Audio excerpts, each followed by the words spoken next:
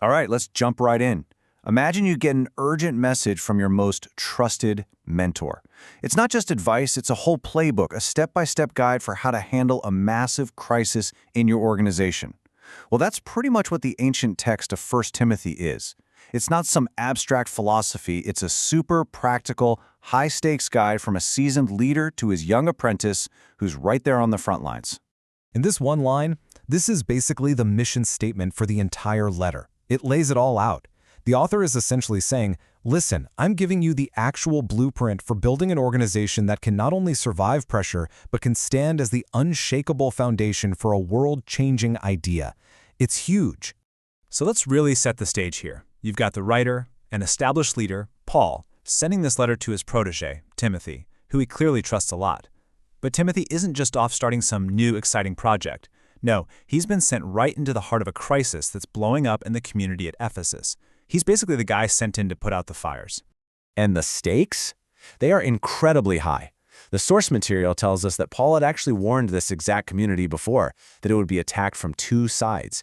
Externally, by what he calls fierce wolves, and even worse, internally, by perverse teachers popping up from inside their own group. So Timothy has basically walked into a situation where that exact warning is coming true. Okay, so how in the world do you fix a problem like that? Well, Paul's letter isn't just a rant about what's going wrong, it's a game plan. It's a strategic, direct intervention meant to stop the crisis in its tracks, bring back some order, and get the whole community moving in the right direction again. So you're probably wondering, what exactly was this false teaching? It wasn't just about someone getting a few facts wrong. The real issue, according to the text, was all about focus.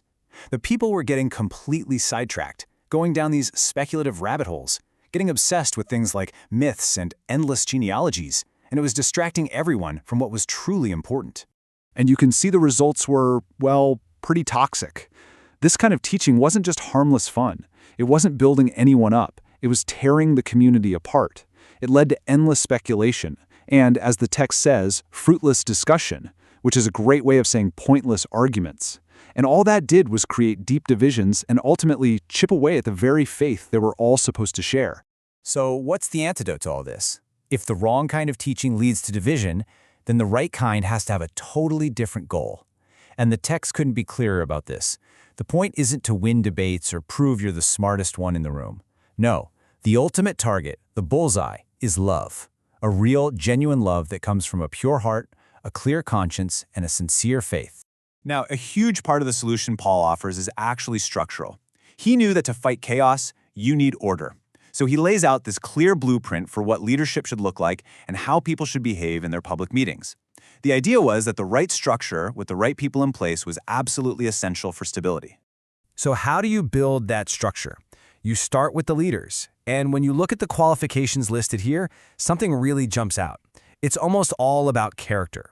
Notice the focus on being above reproach, being a good manager of your own home, being hospitable. This isn't a resume that's focused on charisma or academic degrees. It's more like a deep background check on a person's integrity and reliability. The letter also gets really specific about how people should act during their public gatherings, and it outlines different roles for men and women. For the men, the instruction is to lead prayer without getting into arguments or being angry. For the women, the focus is on modesty, prioritizing good works over flashy appearances, and learning in a quiet, orderly way. Now, this is a part of the text that gets talked about a lot today, but the author's reasoning at the time came from his interpretation of the creation story and the events in the Garden of Eden, which he believed set up a particular order.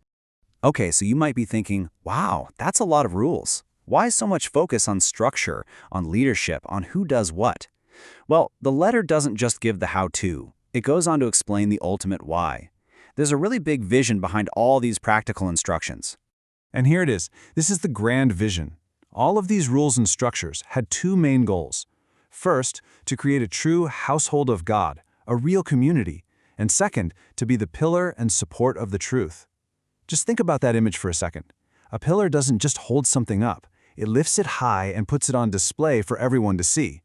The whole idea was that the way this community lived together would be the very thing that showcased their core beliefs to the entire world.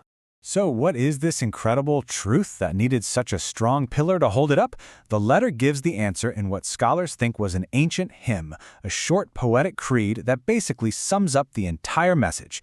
It's a 6-part story. He was revealed in the flesh, vindicated by the Spirit, seen by angels, proclaimed to the nations, believed on in the world, and finally, taken up in glory. This one little poem is the core belief that the entire organization was built to protect and to share. And all this really brings us to a final big picture thought. This ancient playbook for a community in crisis leaves us with a timeless question. One that every organization has to wrestle with, whether it's a church from the first century or a tech startup today.